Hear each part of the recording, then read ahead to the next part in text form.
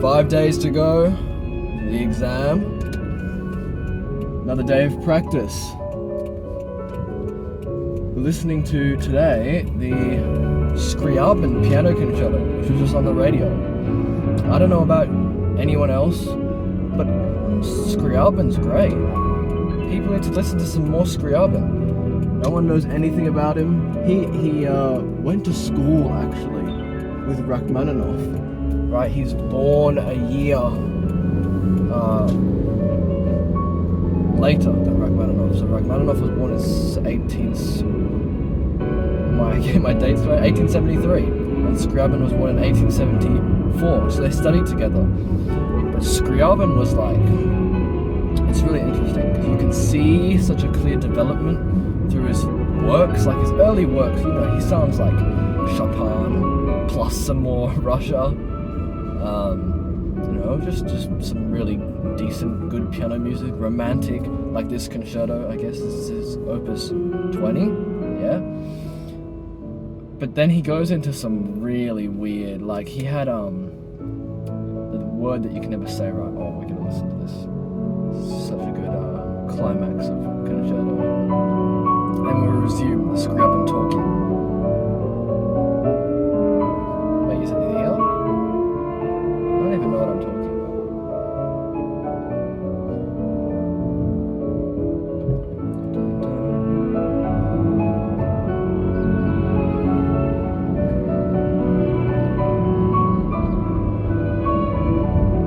Okay, maybe it's not even the right part of the concerto.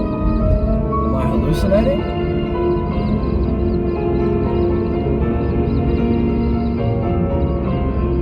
Maybe I am.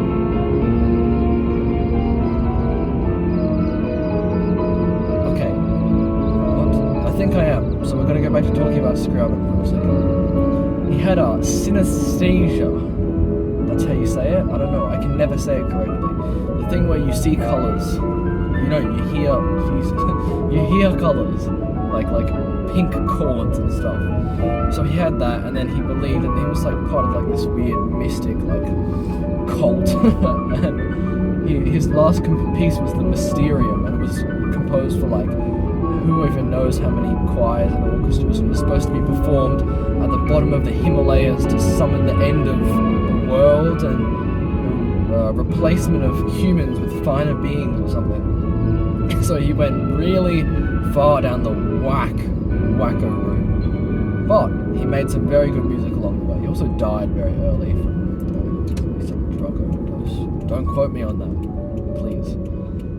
The channel's supposed to be about me learning the violin, not providing historically accurate music information.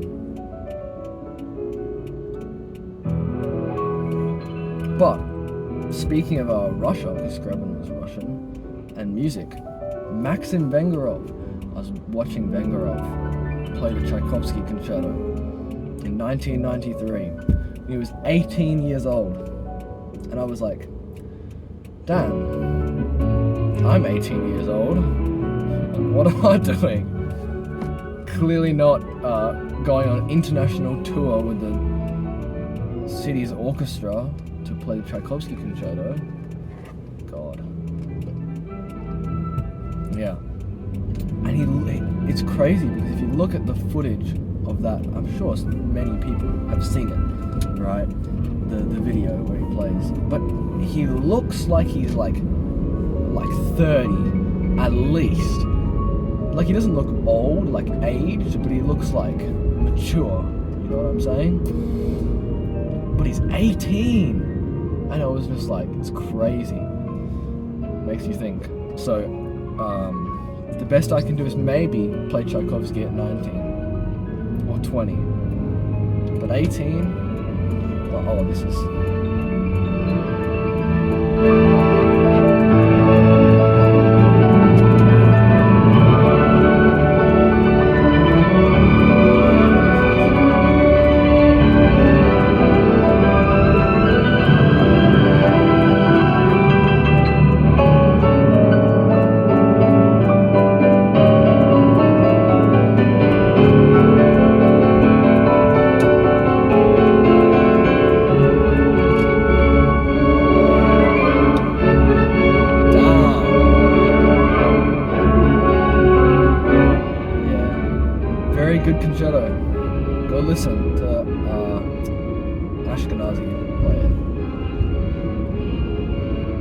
But today, in practice, this is the important details. Wieniawski, Brahms, both going okay, A-okay. We still have to practice both of them though. So today we're going to focus more on knocking out some parts of the Wieniawski, because there are a few parts that remain undealt with. Some criminal shifts. There's a whole... So the Wieniawski Legion is a very terrible piece, in my opinion. Especially compared to other Wieniawski works. But it's in quite a basic ternary form, and the B section is just all, thirds, double stops. And then there's, octaves. The octaves are gonna have to be sorted out, some of them. They're not too bad. Just gotta get worked on. I don't think there's not much many pressing matters in the Wieniawski. Brahms also not very pressing. But I've been playing, as everyone should be, my scales. Oh, there's really just a car on the pathway. What the heck is that? Okay. I've been playing my scales and grabbing all the double stops. So like, when you're on the E string, play open A basically the whole time, and really focus on things that are in tune. And while that is amazing, wonderful, being great for my intonation, it's terrible for playing repertoire, because the whole time everything just sounds so out of tune. Like, it's so bad. Because once you practice with the double stops, grabbing the double stops and really finding like perfect in tune resonance where hear the third note, you get rid of all the beating, etc., etc. I find it's really beneficial. Like, it's really hard to tell if a scale's in tune or not just by playing the scale with no reference. But once you've got a drone or like using open strings, you become so much more locked in to like what is actually in tune and what's not. I don't know, it's like an upgrade for your ear, just instantly. But then that upgrade is long lasting, and so when you go to play your pieces, everything just sounds shambolically out of tune. And so that has been the result in my Brahms. So I might have to go back to square one for a lot of places and just play in tune. Either way, I hope you guys are having a good day, practicing or not. I don't know why you would be watching me yap about Scriabin and my Brahms practice if you didn't practice, but I don't know, let me know. Yeah, now that the camera's going to do that thing where we made it to the practice rooms for our run of Legion. First things first, we're going to cover just the A section, opening A section, which I think is probably the most solid bit in the piece so far. So we'll see how that goes. We're going to try go slower in time. We're going to go bit by bit, so we're going to add breaks and separate to make sure we're doing the right thing in each part. So first, you get this in tune. Here we go.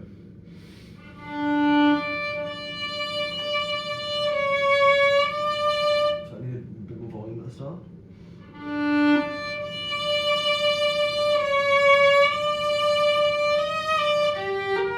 Phase away.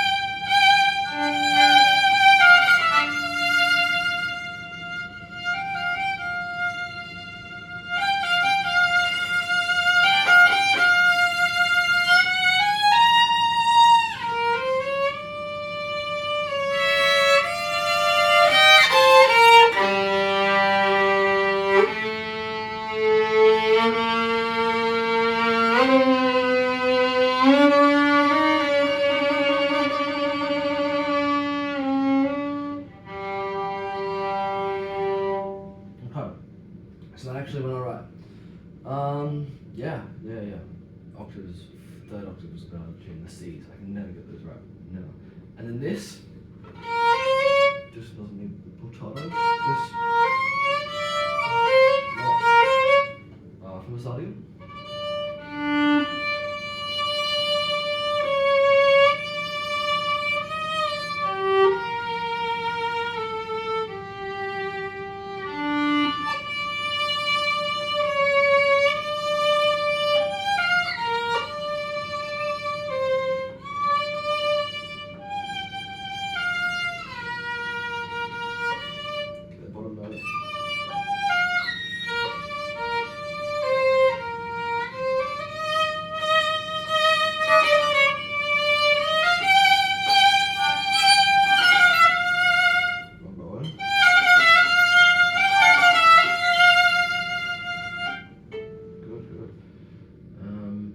These double stops just for tuning.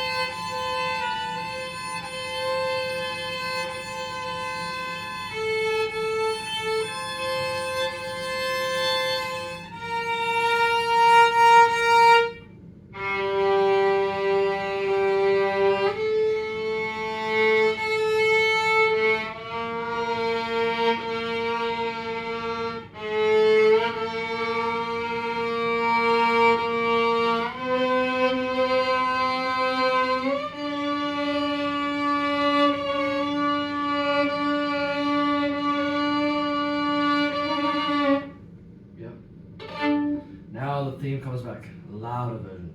So let's play that.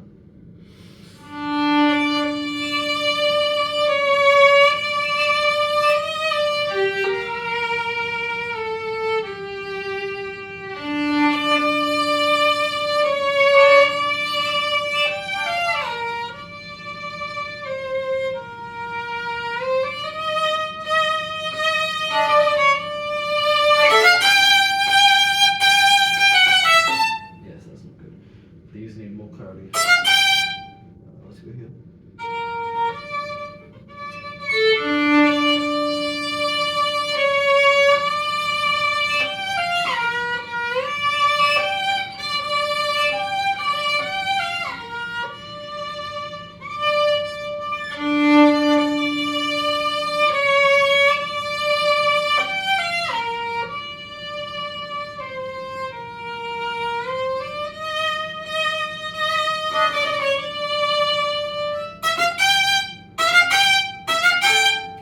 These are tricky, right?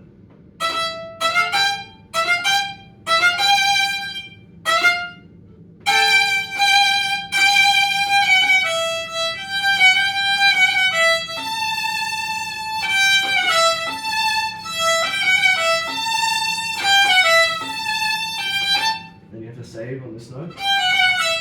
If you don't,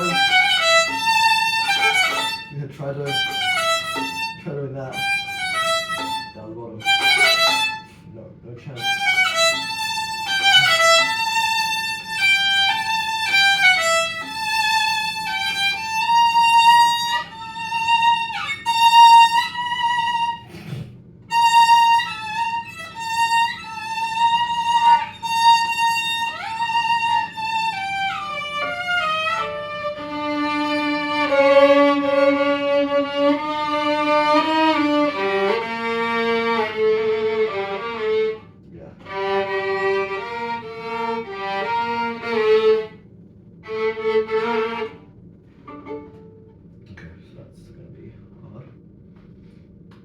Let's do this again, and slowly, very slowly, forte.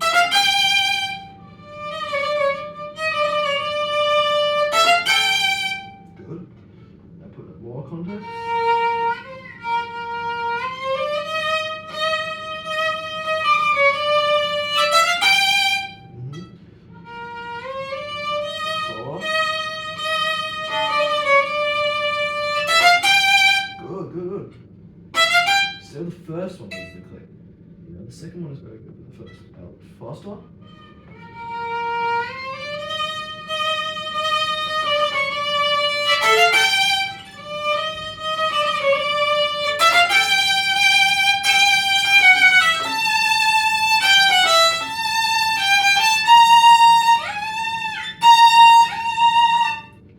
This is the shift of the.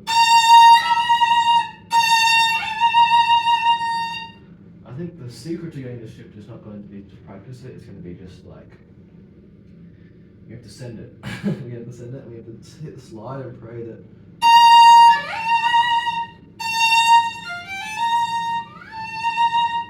Brain keeps up with how fast it is. But we can practice it a bit.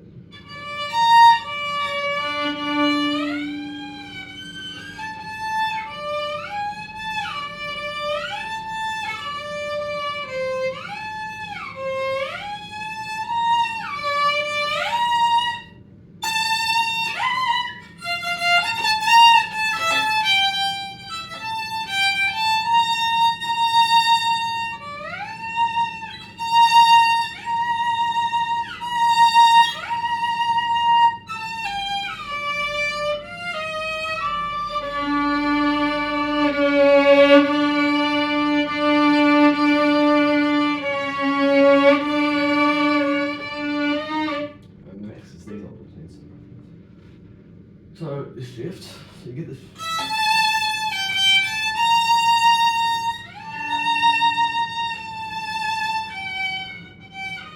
Then you get this D.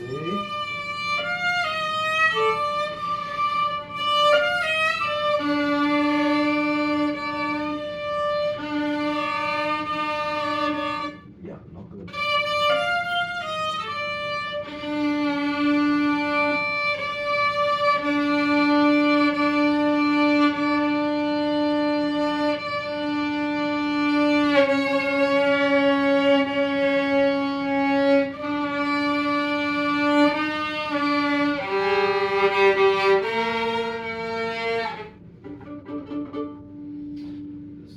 Very tricky, yes, but probably one of the trickiest bits in the piece, actually.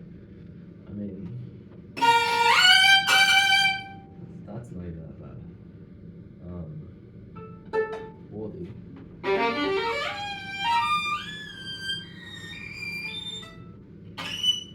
That's pretty bad, actually. This is tricky. So, slowly. 2, 3.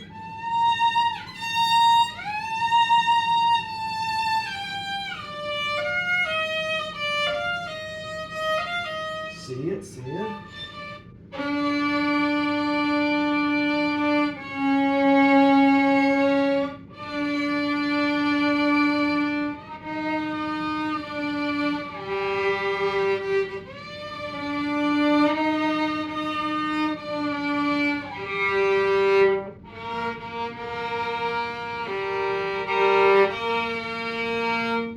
So that's low, yeah. Okay, that's not bad. I'll try this.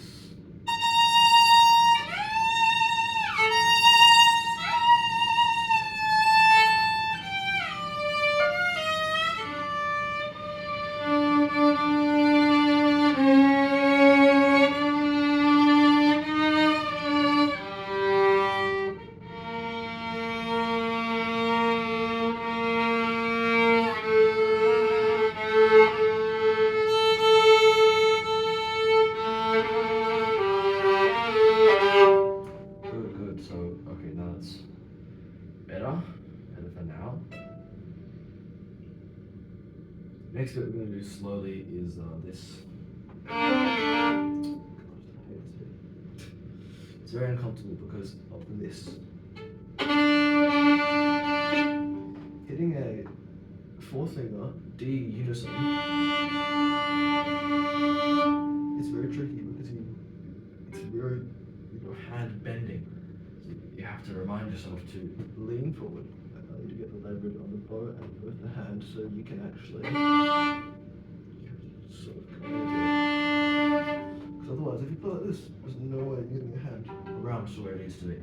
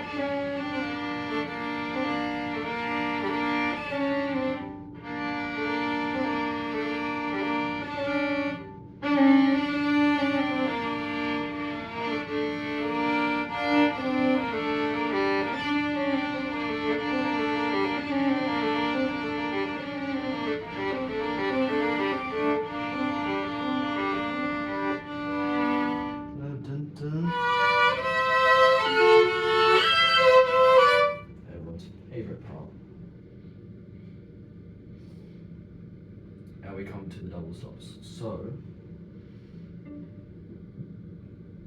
let's just go very slowly and tune these.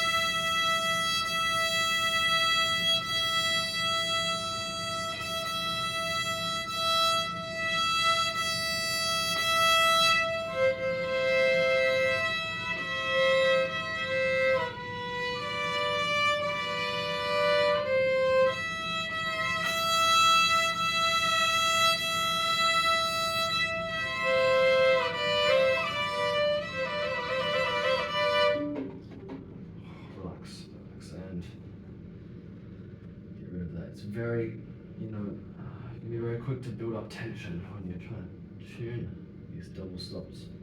It's also nice to have a reset because you don't get to play the double stop from where you were playing it before, right? You have to play from the last note. And that means you have to be constantly prepared to prepare it again.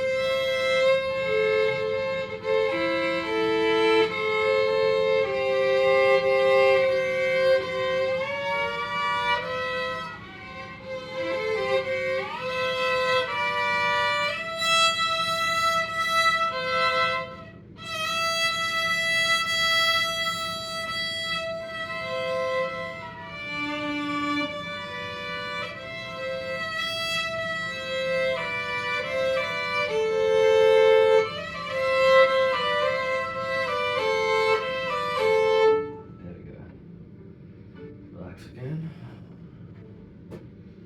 It's going to be a lot of left hand here. Because the right hand, it's quite simple. What is it? If we play open strings here.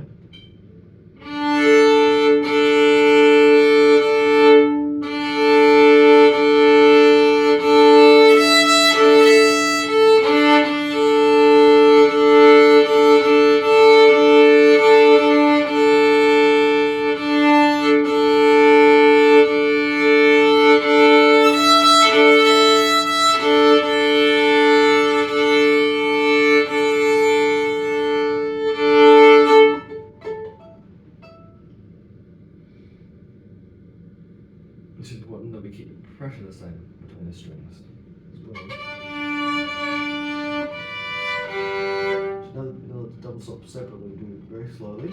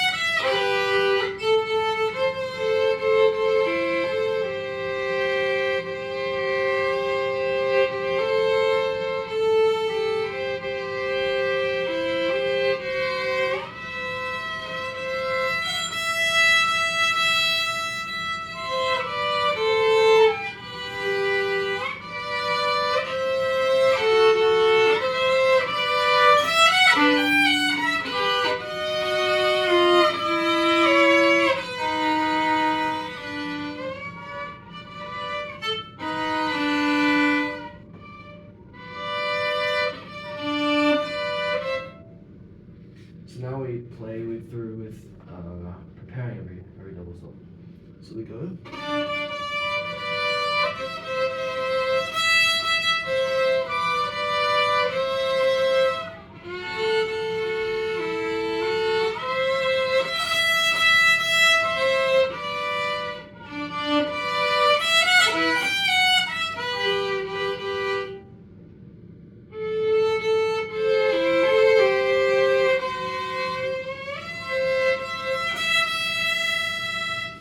One of the most out of tune. And why? Because this requires, and the other require moving within the thirds. Because thirds not moving.